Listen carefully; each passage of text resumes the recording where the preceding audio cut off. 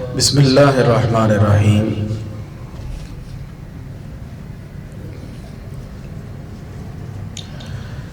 معراج شریف قریب آ رہی ہے، تو آج اسی حوالے سے آقا کریم صلی اللہ علیہ وآلہ وسلم کی معراج پاک کی کچھ پیاری پیاری باتیں، کچھ رسول اللہ صلی اللہ علیہ وآلہ وسلم کے اوصاف حمیدہ کی کچھ خوبصورت کلیوں سے ہم اپنے قلوب و اذہان کو مہکاتے ہیں۔ اللہ جل مجدہ الکریم نے قرآن مجید برہان رشید میں ارشاد فرمایا، سبحان الذی اسری بعبدہ لیلا من المسجد الحرام الی المسجد الاقصی الذی بارکنا حولہ لنریہ من آیاتنا انہ هو السمیع البصیر۔ یہ انسان کی فطرت ہے کہ اس کا دل جو ہے وہ حسن و جمال کی طرف، کسی خوش آواز کی طرف وہ کھنچتا چلا جاتا ہے، اور اسی طرح کوئی بلند و بالا اوصاف کا حامل ہو، کوئی اچھے کردار کا مالک ہو، تو انسان کی طبیعت کے اندر اس سے محبت پیدا ہو جاتی ہے۔ اللہ جل مجدہ الکریم کی مشیت یہ تھی کہ اس کے محبوب صلی اللہ علیہ وآلہ وسلم سے اس کی ساری مخلوق محبت کرے، اور یہ تو آقا مولا صلی اللہ علیہ وآلہ وسلم کی شان ہے جسے ہم کما حقہ بیان ہی نہیں کر سکتے۔ ایک عام بندہ بھی ہو نا، جس کو اللہ رب العزت کی بارگاہ میں مقام محبت مل جائے، تو حدیث پاک میں آتا ہے، بخاری شریف کی حدیث ہے، نبی مکرم صلی اللہ علیہ وآلہ وسلم ارشاد فرماتے ہیں کہ اللہ رب العزت جب کسی بندے سے محبت کرتا ہے تو جبرائیل امین کو بلاتا ہے اور اسے فرماتا ہے کہ میں اس بندے سے محبت کرتا ہوں، تم بھی اس سے محبت کرو۔ تو حضرت سیدنا جبرائیل امین وہ اس سے محبت کرنے لگ جاتے ہیں۔ اب اس کے بعد جبرائیل امین علیہ السلام فرشتوں کی محفل کی جانب جاتے ہیں اور آسمان میں یہ ندا کرا دیتے ہیں کہ اللہ رب العزت اس بندے سے محبت کرتا ہے، لہٰذا تم بھی اس سے محبت کرو۔ تو سارے آسمان والے وہ اس سے محبت کرتے ہیں۔ پھر آقا کریم صلی اللہ علیہ وآلہ وسلم ارشاد فرماتے ہیں، ثم یودع لہ القبول فی الارض، اس کے لیے زمین میں مقبولیت رکھ دی جاتی ہے، اس کے لیے زمین میں مقبولیت رکھ دی جاتی ہے۔ تو یہ تو ایک اللہ رب العزت کی محبت کا انداز اس شخص کے لیے ہے کہ جو عام مومن بندہ ہے، تو جن کو اللہ رب العزت کے محبوب ہونے کا شرف حاصل ہے، تو اللہ رب العزت نے ان کو کس وصف سے نہ نوازا ہوگا کہ جو لوگوں کے دلوں میں ان کی محبت پیدا کر دے۔ تو یہ اللہ رب العزت کی مشیت تھی، اللہ رب العزت کی یہ چاہت تھی کہ اس کے محبوب سے لوگ محبت کریں۔ تو اللہ رب العزت نے اپنے محبوب کو تمام اوصاف اور تمام کمالات کا جامع بنا دیا، اور محبت کے جتنے بھی اسباب ہو سکتے تھے اللہ رب العزت نے وہ سارے اپنے محبوب علیہ السلام میں جمع فرما دیے۔ اب حسن و جمال میں کوئی دیکھے تو صحابہ کرام جنہوں نے حضور کے چہرے کو دیکھا اور صحابی بن گئے، وہ یہ فرماتے ہیں کہ آقا کریم صلی اللہ علیہ وآلہ وسلم کا رخ نازنین 14ویں کے چاند سے بھی زیادہ خوبصورت تھا۔ آقا کریم صلی اللہ علیہ وآلہ وسلم کے حسن اخلاق کو کوئی دیکھے تو سیدہ عائشہ صدیقہ رضی اللہ تعالی عنہا فرماتی ہے کانا خلقہ القرآن، حضور کے سارے اخلاق قرآن کی تو تفسیر ہے۔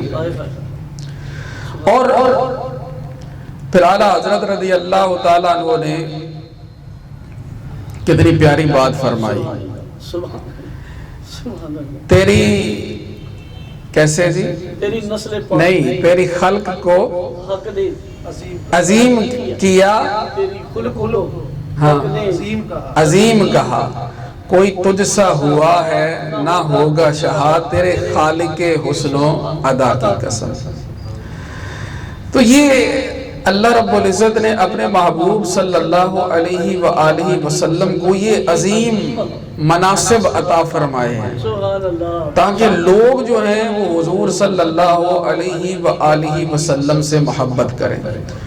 بلکہ اقبال نے تو اور ہی بات کہہ دی کہ جتنے انبیاء کرام کو اللہ رب العزت نے عظمتیں، شانیں اور قدرتیں عطا فرمائی، محبوب کریم علیہ السلام کو اللہ رب العزت نے بدرجہ اتم وہ عطا فرمائی۔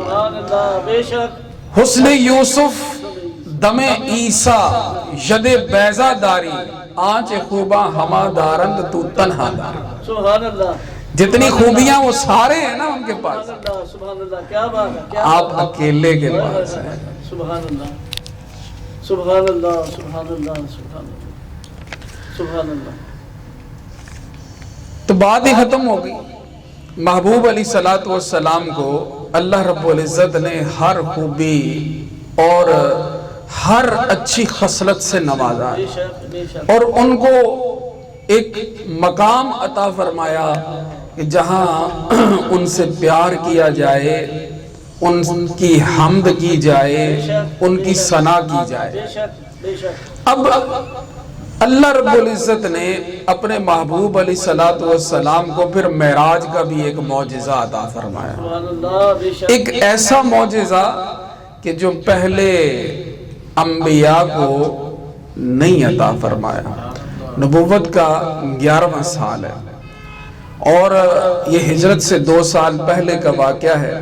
اللہ رب العزت نے اپنے محبوب علیہ السلام کو آسمانوں کی سیر کرائی، مسجد حرام سے مسجد اقصی تک کی سیر کرائی، اور پھر اللہ رب العزت نے اپنی نشانیاں اپنے محبوب علیہ السلام کو دکھائیں۔ یہ جو مقام اور مرتبہ پہلے انبیاء کو تو نصیب ہوا نہیں اور بعد میں تو کسی کو نصیب ہونے کا تصور ہی نہیں کیا جا سکتا، کیونکہ نبوت تو رسول اللہ صلی اللہ علیہ وآلہ وسلم پر ختم ہو گئی اور مکمل ہو گیا یہ سلسلہ۔ اب کوئی نبی آ ہی نہیں سکتا، تو اس چیز کا تو تصور ہی نہیں کیا جا سکتا کہ معراج کا معجزہ ہے وہ کسی اور نبی کو بھی اللہ رب العزت عطا فرمائے گا۔ تو یوں اپنے محبوب علیہ السلام کو اللہ رب العزت نے وہ مقام، وہ مرتبہ اور وہ منصب عطا فرمایا کہ اعلیٰ حضرت کو کہنا پڑ گیا سب سے اولا و اعلیٰ ہمارا نبی، سب سے بالا و اعلیٰ ہمارا نبی۔ غالب نے ایک بڑا پیارا شعر کہا ہے، اب یہ ہماری محفلیں اور ہمارے سارے معاملات یہ تو پیچھے رہ گئے۔ غالب نے کہا غالب ثنائے خواجہ بیزداں گزاشتے، محبوب کی جو ثنا ہے نا، محبوب کی جو تعریف ہے نا، وہ ہم اللہ رب العزت کی بارگاہ میں عرض کر دیتے ہیں کہ مولا تو ہی کر سکتا۔ کہاں ذات پاک مرتبہ دانے محمد است، کیونکہ وہی ذات پاک ہے کہ جو محبوب علیہ السلام کے مرتبے کو جاننے والی ہے. سبحان اللہ. وہی ذات پاک ہے کہ جو ان کے مرتبے کو جاننے والی ہے. اور پھر آقا کریم صلی اللہ علیہ وآلہ وسلم نے حضرت سیدنا صدیق اکبر رضی اللہ تعالی عنہ کو ارشاد فرمایا کہ یا ابا بکر لم یعرفنی حقیقتاً غیر ربی. اے ابو بکر، وہ جو ہے وہ سفر و حضر میں ساتھ ہیں، وہ جو یار غارو یار مزار ہیں، اور جو امام العاشقین ہیں جنہوں نے حضور صلی اللہ علیہ وآلہ وسلم کے ساتھ لمحہ لمحہ کی رفاقت رکھی ہے، آقا کریم صلی اللہ علیہ وسلم ان کو فرما رہے ہیں کہ اے ابو بکر، میری حقیقت کو میرے رب کے سوا اور کوئی نہیں جانتا. سبحان اللہ. سبحان اللہ. اچھا، اب یہ ہم آیت پاک کا جب مطالعہ کرتے ہیں، سبحان الذی اسری بعبدہ، پاک ہے وہ ذات کہ جس نے رات کو سیر کرائی، کس کو؟ عبدہ، اپنے بندے کو. لیلا من المسجد الحرام الی المسجد الاقصی. یہاں ایک اور چیز میں ذکر کرنا چاہتا ہوں، پھر اپنے موضوع پر آؤں گا. آج کل یہ فتنوں کا دور ہے اور نئے نئے فتنے جو ہے نا وہ جنم لیتے رہتے ہیں. اور ایک بڑے عرصے کا ایک فتنہ جو ہے وہ نکلا ہوا ہے، وہ یہ ہے کہ انکار حدیث کی جائے اور فقط قرآن سے ہی جو استدلال ہے وہ کیا جائے. اب اس میں میں ایک دن سن رہا تھا، ایک اسی طرح کا ایک شخص ہے، وہ یوٹیوب پر اس نے ایک بڑا کلپ بنایا اس نے، اور وہ اس نے دیا ہوا ہے. اب وہ یہ کہتا ہے کہ جی یہ جو مسجد اقصی ہے نا، یہاں پہ لیلم من المسجد الحرام الی المسجد الاقصی. اقصی کا ویسے لفظی معنی ہوتا ہے جو دور ہو، جو دور ہو. اونچائی کو بھی کہتے ہیں، اونچائی بھی ظاہر بات ہے دور ہی ہوتی ہے نا، تو دوری بھلے ادھر کو ہو یا ادھر کو ہو، وہ اقصی ہے. اب وہ قرآن سے سمجھ رہا ہے فقط، کیونکہ حدیث کا تو ویسے ہی منکر ہے. ایسے لوگوں کو حدیث سے سمجھایا بھی نہیں جا سکتا. کیوں؟ وہ تو حدیث کو مانتے ہی نہیں. وہ کہیں گے کہ ہم حدیث کو نہیں مانتے. اب وہ یہ کہتا ہے کہ یہ جو مسجد اقصی کی بات ہو رہی ہے، یہ مسجد اقصی جس کو بیت المقدس کہا جاتا ہے، یہ نہیں ہے. ورنہ تو آقا کریم صلی اللہ علیہ وسلم نے مسجد حرام اور مسجد اقصی کے بننے کا جو عرصہ ہے وہ بھی ارشاد فرمایا ہے. یہ بھی بتایا ہے کہ یہ مسجد اقصی کب بنی، دونوں کے درمیان کتنا فاصلہ ہے. یہ ساری باتیں کہ اس کو مسجد اقصی کہا جاتا ہے. اب وہ یہ کہتا ہے کہ یہ مسجد اقصی سے مراد مسجد نبوی ہے، کیونکہ وہ دور ہے. یہ سبحان اللہ آپ جو کہیں نا، یہ اس کی عقل پر کہیں کہ یعنی ایسی عجیب بات اس نے کی. اس نے یہ کہا کہ یہ مسجد اقصی سے مراد کیا ہے؟ مسجد نبوی. کیوں؟ وہ کہتا جی آگے یہ بات آئی ہے، الذی بارکنا حولہ، جس کے ماحول کو، جس کے ارد گرد کو ہم نے برکت والا کیا ہے. اب وہ برکت کس چیز کو سمجھ رہا ہے؟ وہاں رونق لگی ہے، وہاں لوگ آ جا رہے ہیں، اور وہاں پر جو ہے وہ ایک سلسلہ. تو کہا کہ دیکھیں حرم شریف میں کتنے لوگ ہیں، لوگ آ رہے ہیں جا رہے ہیں، یہ برکتیں ہیں. اسی طرح آپ مدینہ شریف میں دیکھیں، لوگوں کا آنا جانا، یہ بھی برکتیں ہیں. وہ یہ نہیں دیکھ رہا کہ برکت فقط حصی نہیں ہوتی، اور کہہ رہا ہے کہ وہاں پر برکت نہیں ہے. کیوں؟ وہاں تو گولیاں چل رہی ہیں، وہاں تو ایک دوسرے کو مارا جا رہا ہے. تو کہا کہ وہ بیت المقدس جو ہے، وہ مسجد اقصی یہاں پر جس کا ذکر کیا گیا، یہ وہ نہیں ہے. وہ یہ کہہ رہا ہے کہ مسجد اقصی سے مراد وہ مسجد نبوی ہے. حالانکہ اتنا نہیں سمجھ رہا کہ چلو حدیث کو تو وہ نہ مانے، کوئی تاریخ کو ہی دیکھ لے تھوڑا سا، کہ یہ جو معراج ہے یہ اللہ رب العزت نے جب اپنے محبوب کو کرائی، کیا اس وقت مسجد نبوی تھی؟ یہ معراج تو اللہ رب العزت نے محبوب علیہ السلام کو مکہ مکرمہ میں کروائی ہے، اور یہ نبوت کا 11واں سال ہے، ہجرت سے 2 سال پہلے کی بات ہے، اور پھر سرکار مدینہ منورہ تشریف لے کر گئے ہیں، وہاں پہلے مسجد قباء بنائی ہے، پھر اس کے بعد مسجد نبوی بنائی ہے۔ تو جس چیز کا کوئی ایک وجود ہی کوئی نہیں ہے، تو ادھر کی سیر جو ہے وہ کروائی جا رہی ہے۔ تو اس قسم کی بھونڈی جو ہیں اور بے عقلی والی باتیں یہ لوگ کرتے ہیں کہ سارے معاملے کو ہی بدل کر رکھ دیتے ہیں۔ اچھا، اب اس نے جب یہ بات کی ہے تو ظاہری بات ہے کہ اس کا پھر اس کو عقلاً ہی یہ جواب دیا جا سکتا ہے۔ باقی ہمارے پاس تو پھر احادیث کے ایک انبار ہیں، اور سرکار علیہ الصلوۃ والسلام نے اپنی معراج کا جو معاملہ ہے وہ خود بیان فرمایا ہے، اور پھر وہ رستے کی بھی ساری باتیں ہیں، اور پھر حضرت سیدنا موسیٰ علیہ السلام جب آپ نے فرمایا کہ میں مررت بقبرہ، میں ان کی قبر کے پاس سے گزرا، کہ وہ اپنی قبر میں کھڑے نماز پڑھے، تو یہ باتیں ساری ادھر کی ہیں، ادھر کی کوئی بات نہیں۔ تو ہم تو حدیث کے ماننے والے ہیں، ہم تو آقا کریم صلی اللہ علیہ وسلم کو کے فرامین کو جو ہے وہ اپنی سر آنکھوں پر رکھنے والے۔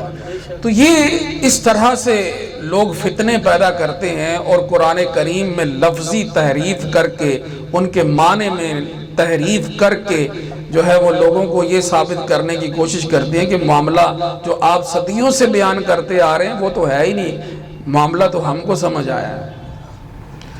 تو بہرحال ہم واپس اپنے اسی ٹاپک کی طرف آتے ہیں۔ تو اللہ رب العزت نے اپنے محبوب علیہ الصلوۃ والسلام کا نام ذکر نہیں فرمایا،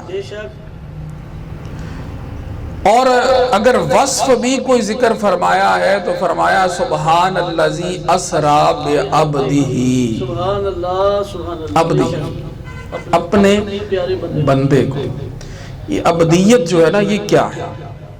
عبدیت جو ہے وہ اسی طرح عبودیت ہے، اسی طرح کوئی بندہ ہونا، تو یہ کہ کسی کی تعظیم کرنا ایک غائب درجے تک، اور اس عاجزی کا جو ہے وہ اظہار کرنا، اور اس جس کی عاجزی اور جس کی تعظیم کر رہا ہے اگر یہ اس کو معبود سمجھے تو وہ عبادت بن جاتا ہے۔ یعنی ایک غائب درجے کی تعظیم اور غائب درجے کی عاجزی اور انکساری کرنا، یہ عبدیت ہے، اسی سے عبادت ہے۔ کیونکہ اللہ رب العزت کے جب ہم عبد ہیں تو ہم اس کو معبود جانتے ہیں، تو ایسے کیا ہے، ہم اس کی عبادت کرتے ہیں۔ تو اللہ رب العزت نے اپنے محبوب صلی اللہ علیہ وآلہ وسلم کو عبد فرمایا، اسری بعبدہ۔ اسی طرح سورہ النجم میں بھی جہاں پہ معراج کا ذکر ہے، وہاں پر بھی اللہ رب العزت نے کوئی اور بات نہیں کی، یہی فرمایا فَأَوْحَى إِلَىٰ عَبْدِهِ مَا أَوْحَى، وہاں پر بھی عبد والی بات کی۔ تو پتہ چلا کہ رسول اللہ صلی اللہ علیہ وآلہ وسلم کا مقام عبدیت جو ہے نا، وہ بھی بڑا بلند و بالا ہے۔ عبدیت میں عاجزی ہے، عبدیت میں کامل سپردگی ہے، عبدیت کے اندر غائب درجے کی تواضع ہے۔ بلکہ ایک بزرگ فرماتے ہیں کہ میں نے اللہ رب العزت کی بندگی کا، اس کی عبدیت کا جو سلیقہ ہے نا، وہ میں نے غلام سے سیکھا۔ میں غلام کو خریدنے کے لیے گیا تو میں نے اس کو کہا کہ تمہارا نام کیا ہے؟ اس نے کہا جی جو مرضی آپ میرا نام رکھ لیں۔ میں نے اس کو پوچھا کہ تم کھاتے کیا ہو؟ اس نے کہا جی جو آپ کی مرضی مجھے کھلا دیں۔ اور میں نے کہا کہ تم پیتے کیا ہو؟ اس نے کہا کہ جی جو آپ کی مرضی آپ مجھ کو پلا دیں۔ میں نے کہا آخر تمہاری کوئی تو خواہش ہوگی۔ تو اس نے کہا کہ میری جو خواہش ہے وہ اپنے آقا کے ہر حکم کی تعمیل کرنا اور اسے راضی کرنا۔ یہاں سے مقام عبدیت کا پتہ چل جاتا ہے کہ عبدیت کیا ہے۔ پھر ایک ہماری عبدیت ہے، ایک رسول اللہ صلی اللہ علیہ وآلہ وسلم کی عبدیت ہے کہ جس کے بارے میں اللہ جل مجدہ الکریم نے جب ان کا ذکر فرمایا تو فرمایا عبدی ہی. پتہ چلا کہ عبد ہونا بھی ایک بہت بڑا اعزاز ہے. تو اللہ رب العزت نے جو ہے انسان کو بہت سے اعزازات سے نوازا ہے، لیکن انسان کا جو سب سے بڑا اعزاز ہے نا وہ یہ ہے کہ یہ اللہ کا عبد ہے. اگر یہ اس کو تسلیم کر لے کہ یہ اللہ رب العزت کا عبد ہے، بلکہ اللہ رب العزت نے جو انسان کی پیدائش کا مقصود بیان کیا ہے نا، سبحان اللہ سبحان اللہ. تو جہاں پہ اللہ رب العزت نے اپنی عبادت اور بندگی کا حکم فرمایا ہے نا، تو اللہ رب العزت نے یہ فرمایا وَمَا خَلَقْتُ الْجِنَّ وَالْإِنسَ إِلَّا لِيَعْبُدُونَ، بے شک بے شک بے کہ شک. ہم نے تو جنوں کو اور انسانوں کو پیدا ہی اس لیے کیا کہ وہ بندے بن جائیں ہمارے، سبحان اللہ سبحان اللہ. ہماری عبادت کریں. بے شک بے شک. اور پھر یہ عبد اللہ رب العزت کو یہ مقام بندے کا اتنا پسند ہے کہ آقا کریم صلی اللہ علیہ وآلہ وسلم ارشاد فرماتے احب الاسماء الی اللہ عبد اللہ و عبد الرحمن، سبحان اللہ. کہ اللہ کو سارے ناموں میں سے جو نام پسند ہے نا وہ ہے عبداللہ اور عبد الرحمن. یہ دو نام یہ اللہ رب العزت کو بڑے پسند ہیں. اس لیے کبھی ہم اپنے بچوں کا نام رکھیں نا تو یہ عبداللہ عبد الرحمن اس طرح ہمیں نام آج کل تو معاملہ ہی کچھ اور نکل آئے. لوگ کہتے ہیں کہ جی کوئی نیا سا کوئی یونیک سا نام ہونا چاہیے، وہ ہم کو بتائیں، وہ ہم رکھیں گے. حالانکہ آقا کریم صلی اللہ علیہ وآلہ وسلم کیا فرما رہے ہیں کہ اللہ رب العزت کو جو نام پسند ہے وہ عبداللہ ہے اور وہ عبد الرحمن ہے. یہ اللہ کو پسند ہے. دیکھیں عبدیت آ گئی، اللہ کو اپنے بندے کی عبدیت بڑی پسند ہے. ابھی آقا کریم صلی اللہ علیہ وسلم کا مقام عبدیت تو پھر آگے چل کے بیان کرتے ہیں. اللہ کو اپنے بندے کی عبدیت پسند ہے. رب فرماتا ہے کہ مجھے یہ نام پسند ہے عبداللہ اور عبد الرحمن. ہمارے ہاں جب کسی کا نام عبد الرحمن رکھا جاتا ہے نا تو لوگ اسے رحمان کہہ کے بلاتے ہیں. لوگ ویسے ہی مطلب رحمان کے نام سے کوئی انہوں نے کسی چیز کا نام رحمان یہ رحمان وہ، ہاں یہ یہاں پر میرا گھر رحمان فزیو تھراپی بھی ہے کوئی ہے پورا ہے یہاں پہ، بہرحال وہ ہونا چاہیے. اسی طرح بات یہ ہے کہ جہاں پر بھی رحمان کا ذکر ہونا نا وہاں ساتھ عبد کا ذکر ضرور ہونا ہے. بندے کو رحمان نہیں کہا جا سکتا. بے شک رحمان جس طرح اللہ رب العزت اس میں جلالت اللہ جو ہے نا یہ اللہ کے لیے خاص ہے نا، اسی طرح رحمان بھی اللہ رب العزت کے لیے خاص ہے. بندے کو رحمان نہیں کہا جا سکتا. دیکھیں نا رحیم ہے یہ اللہ رب العزت نے اپنے لیے بھی ارشاد فرمایا، محبوب کریم علیہ الصلوۃ والسلام کے لیے بھی ارشاد فرمایا بے شک وبالناس سبحان اللہ. رعوف الرحیم، کیا ہے کہ وہ لوگوں پر مہربان ہیں، شفقت کرنے والے ہیں. لیکن رحمان اللہ رب العزت نے کسی کو یہ نام عطا نہیں فرمایا. لہٰذا جب کسی کا نام عبد الرحمن ہو تو اسے رحمان کہہ کر نہیں پکارنا، اسے عبد الرحمن کہہ کر پکارنا ہے. تو یہ جو انبیاء ہیں نا انہوں نے بھی اللہ رب العزت کی بندگی کی ہے، بے شک اور اللہ رب العزت کے وہ بندے ہونے کو انہوں نے اپنا سب سے بڑا اعزاز شمار کیا ہے. حضرت عیسیٰ علیہ السلام جو ہیں انہوں نے جب اپنی قوم کو بچپن میں اپنا تعارف کرایا نا، جب وہ چھوٹے سے تھے پنگوڑے میں، تو لوگوں نے جب بات کی حضرت مریم کے بارے میں کہ یہ کہاں سے لے آئی ہو، تو انہوں نے کہا کہ میں تو کچھ نہیں بتاؤں گی، یہ بچہ ہی بتائے گا. تو انہوں نے کہا کہ ہم اس سے کیسے بات کریں، کیف نکلم من کان فی المہد صبیا، ہم پنگوڑے کے بچے سے کیسے بات کریں. تو پھر اللہ رب العزت نے حضرت عیسیٰ علیہ السلام کو قوت گویائی عطا فرمائی بچپن میں.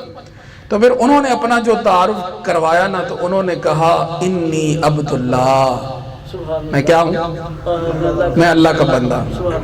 آتانی الکتاب، اس نے مجھے کتاب دی ہے، وجعلنی نبیا، اور اس نے مجھے نبی بنایا ہے. نبی اس نے مجھے بنایا ہے، لیکن کیا ہے میں کون ہوں، میں اس کا بندہ ہوں. اور اللہ رب العزت، اب یہ کیا بات ہے کہ انہوں نے خود کہا اپنے آپ کو، یہ اللہ رب العزت نے تو ان کی بات کی حکایت فرمائی ہے نا کہ عبداللہ، انہوں نے خود کہا، کیا کہا؟ انی عبداللہ، میں اللہ کا بندہ ہوں۔ یہ حضرت عیسیٰ علیہ السلام اپنا تعارف کروا رہے ہیں۔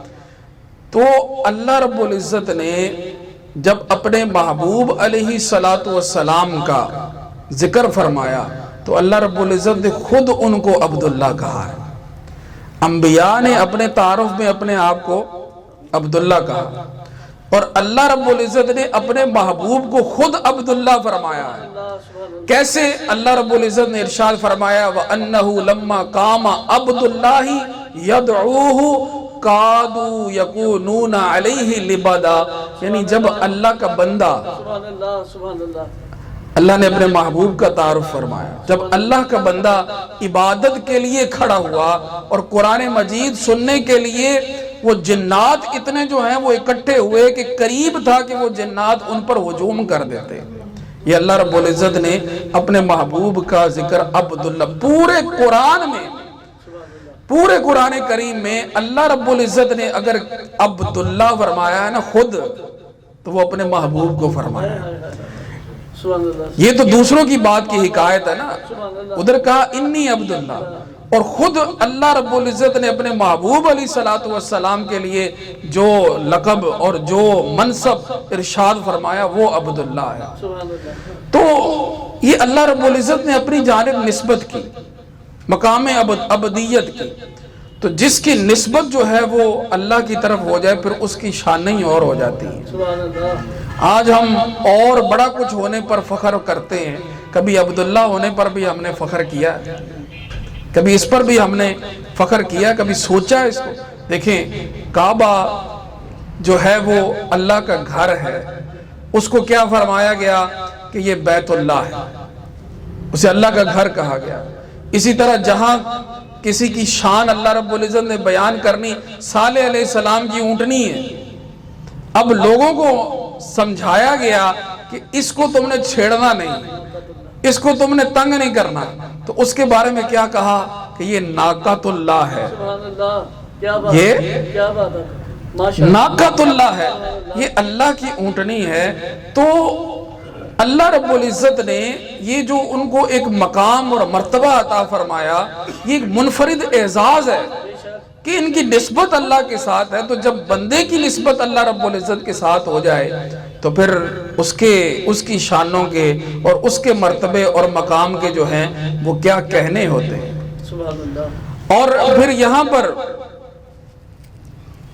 جو ہے ایک بات یہ بھی ہے کہ اللہ رب العزت نے قرآن کریم میں جس کو بھی اپنا بندہ فرمایا ہے، ساتھ ہی اس کی پہچان کے لیے اللہ رب العزت نے اس کا نام بھی ذکر کیا۔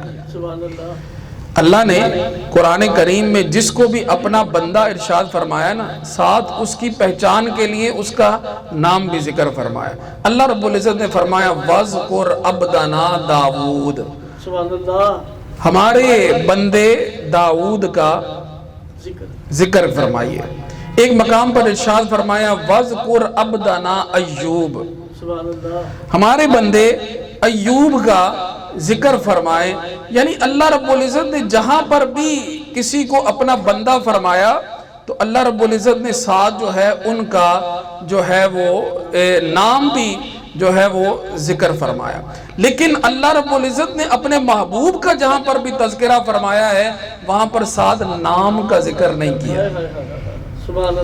دیکھیں قرآن کریم کی آیت الحمدللہ الذی انزل علی عبدہ الکتاب ولم یجعل لہ عوجا، یہاں نام نہیں ہے۔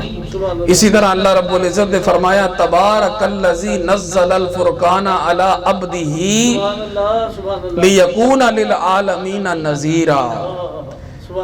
اسی طرح اللہ رب العزت نے فرمایا الیس اللہ بکاف عبدہ، اسی طرح فرمایا هو الذی ينزل علی عبدہ آیات بینات لیخرجکم من الظلمات الی النور۔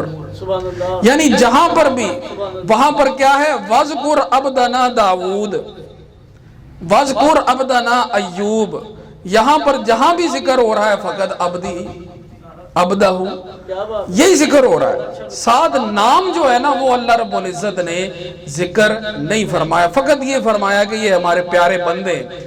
تو اب یہ سمجھ لیجئے کہ اگر کوئی خوبی جو ہے نا وہ متعدد افراد میں پائی جاتی ہو تو پھر ساتھ جو ہے وہ نام کا ذکر کرنا ضروری ہوتا کیا ہے۔ بات ہے جی، کیا بات ہے، کیا بات ہے۔ یعنی بندے باقی ہیں نا، انبیاء بھی اللہ کے بندے ہیں، تو یہ خوبی وہ سب کے اندر جو پائی جاتی ہے نا، سبحان اللہ، تو پھر کیا کہ نام کا ذکر کرنا وہ وہاں پر ضروری ہوتا ہے۔ لیکن اگر کوئی وصف صرف ایک ہی ذات میں پایا جاتا ہو تو پھر وہاں پر نام کا ذکر کرنے کی ضرورت نہیں ہوتی، خود ہی پتہ چل جاتا ہے کہ کس کا ذکر ہو رہا ہے۔ سبحان اللہ، بے تو شک، اللہ تعالیٰ کے بندے تو بے شمار ہیں، اور اللہ رب العزت نے پھر جہاں پہ اپنے کسی بندے کا ذکر فرمایا ساتھ اللہ نے اس کا نام بھی ذکر فرما دیا۔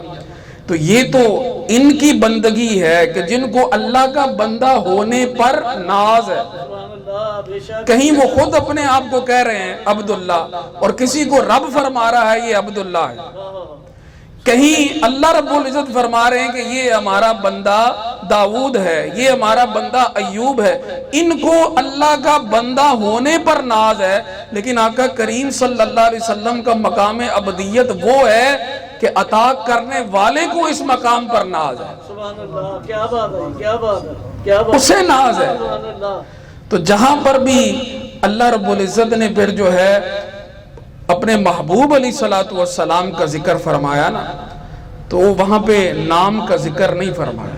پتہ چلا کہ دونوں کی عبدیت کے اندر فرق ہے۔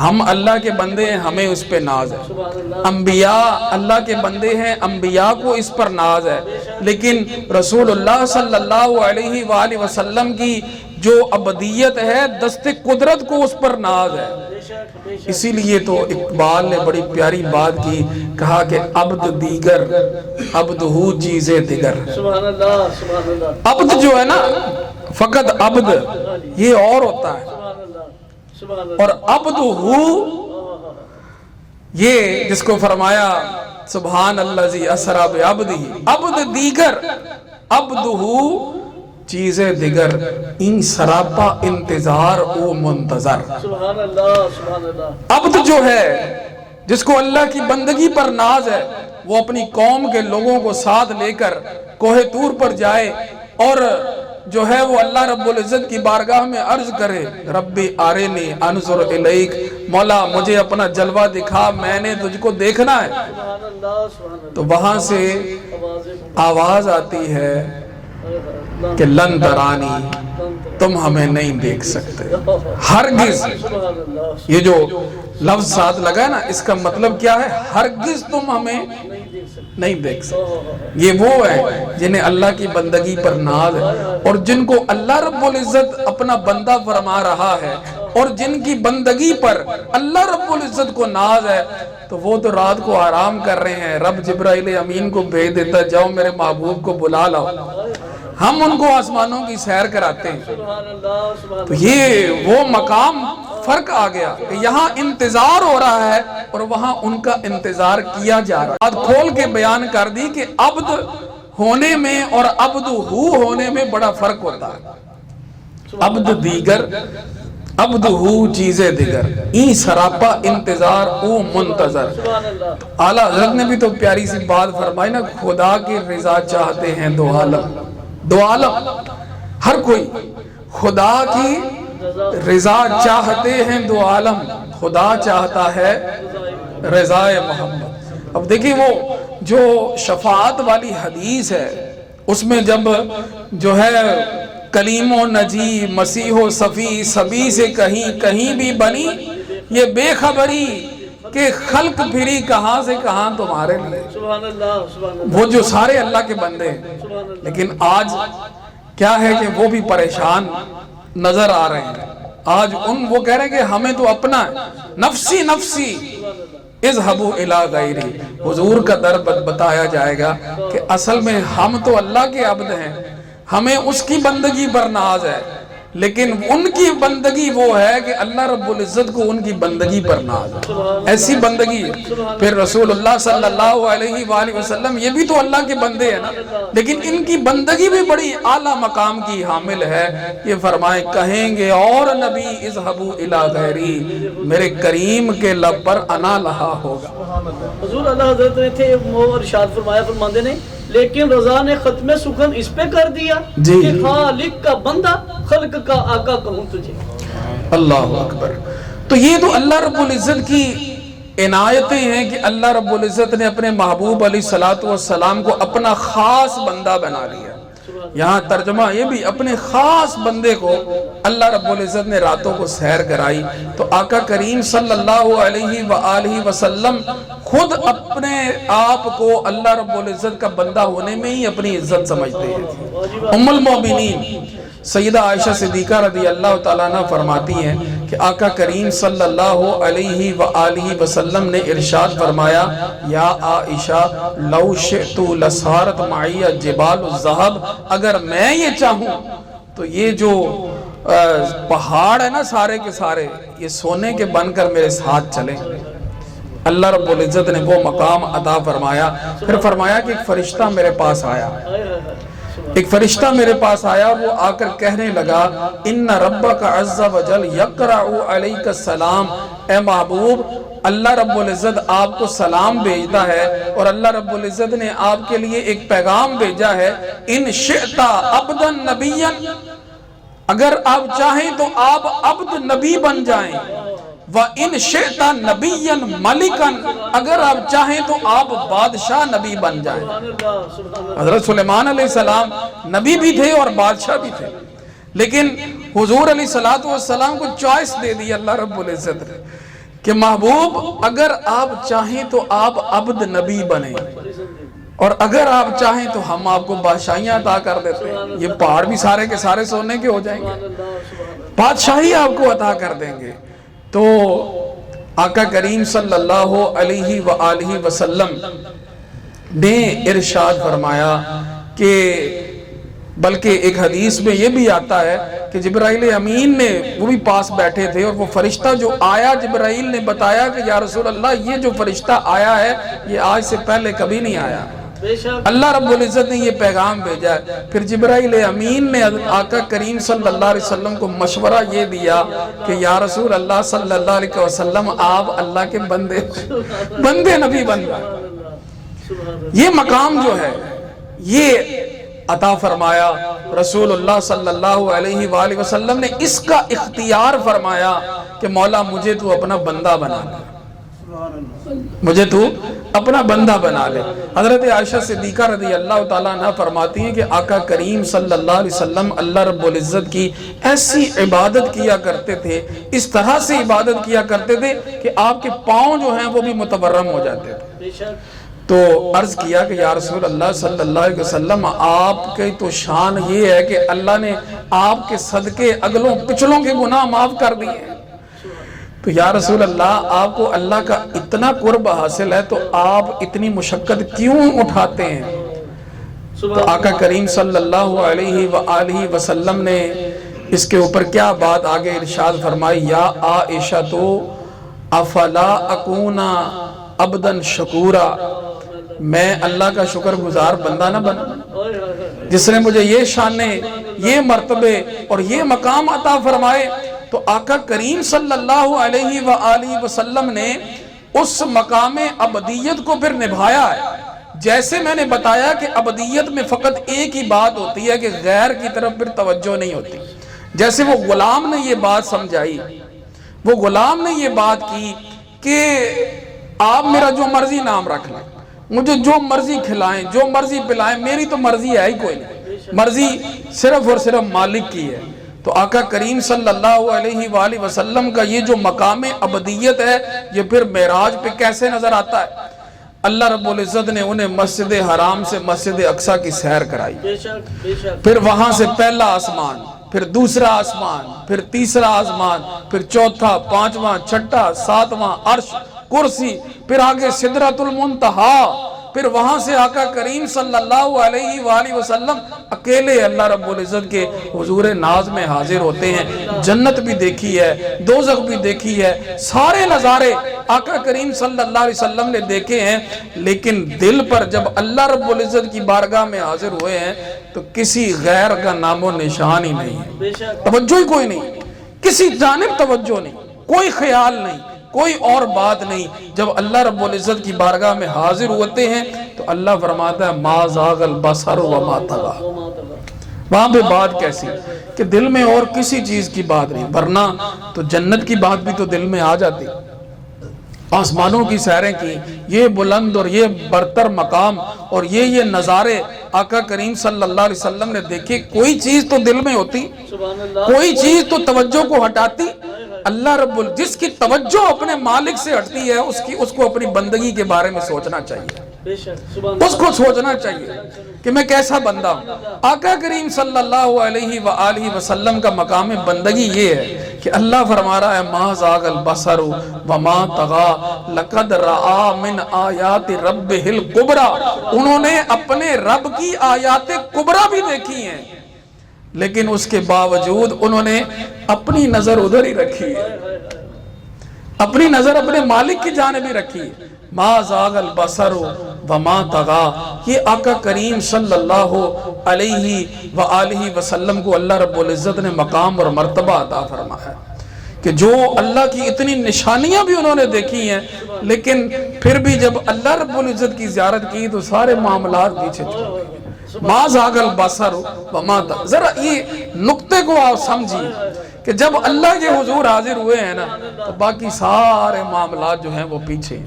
اور پھر اللہ جل مجدہ الکریم نے آپ کی شان ابدیت کا اظہار یوں بھی فرمایا کہ جب ان بلند مقامات پر آپ جلوہ افروز ہوئے تو اللہ رب العزت نے اپنے محبوب علیہ السلام کو فرمایا یا محمد بما اشرفک، اے میرے محبوب آپ مجھے یہ بتائیے کہ میں آپ کو کیا شرف اور کیا عزت عطا کروں، بتائیے کیا شرف اور کیا عزت میں آپ کو عطا کروں۔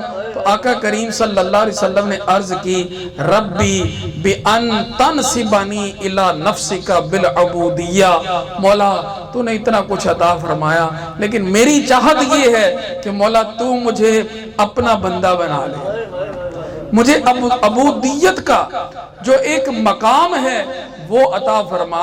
اس لیے اللہ رب العزت نے اپنے محبوب کا جب ذکر فرمایا ہے نا تو وہ اللہ نے وہ مقام عبودیت اپنے محبوب کو عطا فرمایا، اس لیے فرمایا سبحان اللہ زی اسرا بعبدہ، اور پھر فرمایا فاوحا الی عبدہ ما اوحا۔